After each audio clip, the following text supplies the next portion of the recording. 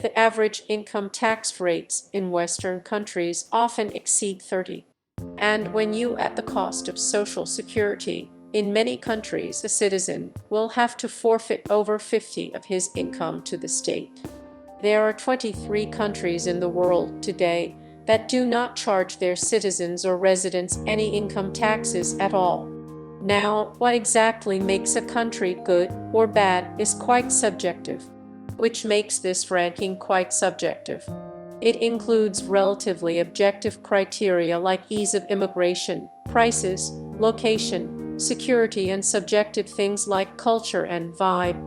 Let's see the top 10 countries that has no provision of income tax.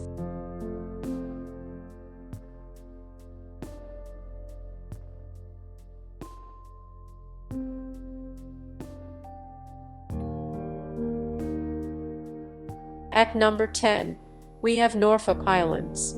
It is near to Australia. Although the Norfolk Islands belong to Australia, they have their own immigration regulations. There is even a possibility to obtain permanent Australian citizenship through residence here. The only negative part, and now it is in remote area, but positively you can obtain Australian citizenship through residence.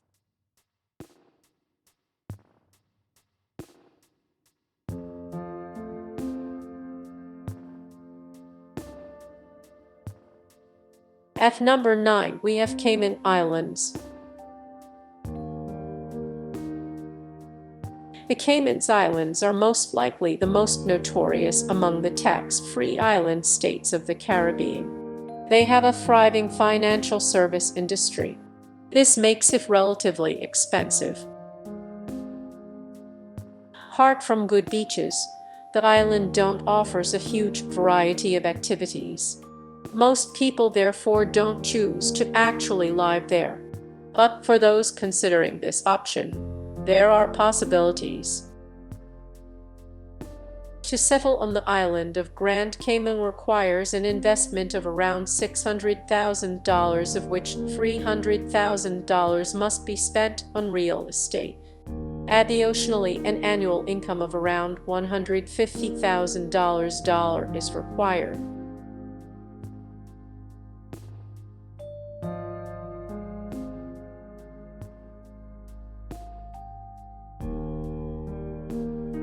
At number 8, we have British Virgin Islands. The British Virgin Islands rival the Cayman Islands when it comes to their tax regime. However, it has become very difficult to settle there.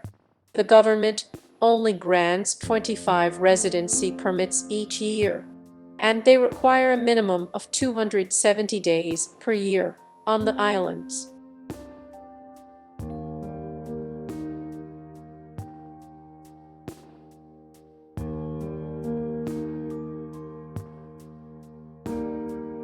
At number 7, we have Bahrain.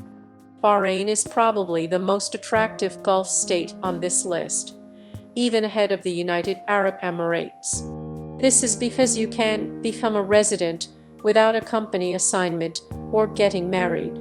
To get a residence permit in Bahrain, you have to purchase property worth more than $132,000 USD, earn a monthly income of not less than $1,350, and have a clear certificate of health. Bahrain is an island country in Western Asia. It is situated on the Persian Gulf and comprises a small archipelago made up of 50 natural islands and an additional 33 artificial islands. It consequently ranks 42nd in the Human Development Index and is recognized by the World Bank as a high-income economy. It has been famed since antiquity for its pearl fisheries, which were considered the best in the world into the 19th century.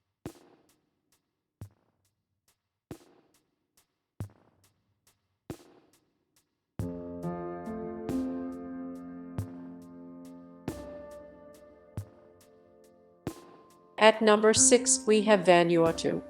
The island of Vanuatu is a paradise in the Pacific Ocean.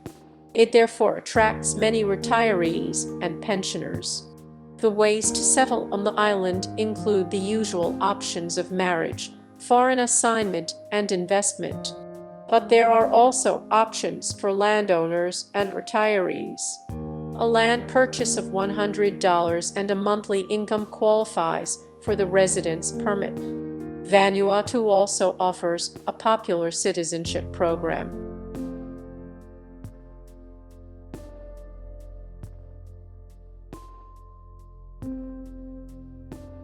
At number 5 we have Woolies and Futina. Since voting for increased independence a few years ago, they have been able to set their own tax regime. Due to a lot of financial support by France, the islands themselves are tax-free. Access for EU citizens is very easy. Since they are officially a part of France, the EU freedom of establishment rules apply. EU citizens may therefore easily settle on the islands. For us citizens, the rules are different. Woolies and Futina is located about 2/3 of the way from Hawaii to New Zealand. It's best for Europeans.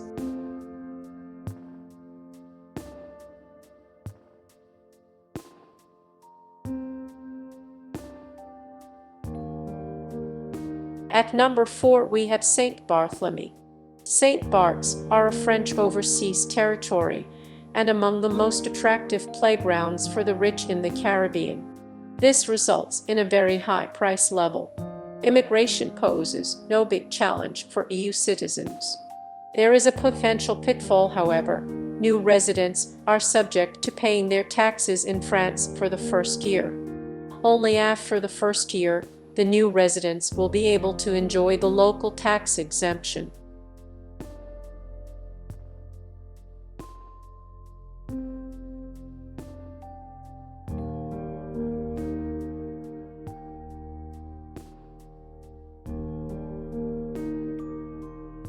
At number 3, we have the Turks and Kiko's Islands, a British overseas territory.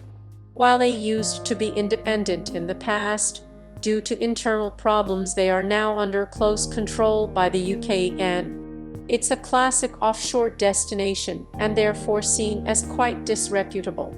But there is a high quality of life, and it's easy to immigrate to. A temporary, renewable residency permit without a local work permit is available for $1650. The islands were inhabited for centuries by indigenous peoples. The first recorded European sighting of them was in 1512.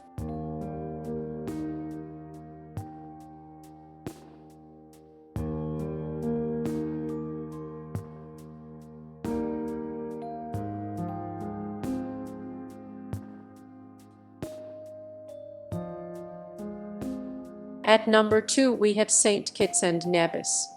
The islands are widely known for having the longest-running economic citizenship program. A $250 donation will get you the citizenship passport in a short time. After fees, it adds up to about $300 for individuals and $400 for couples. You are not required to even spend a single day on the islands. Another way to obtain citizenship is an investment in real estate. While it's a possibility, it's subject to governmental overview. Therefore, the investment often yields little return and is significantly more expensive. The St. Kitts and Nevis passport allows for visa-free access to 130 countries. It's therefore a very attractive option for high-wealth individuals from China, Russia, and the Middle East. For citizens from certain countries, the permanent residency can be obtained without many challenges and at a much lower cost. The application costs just under $200. Filling out paperwork is all that is needed.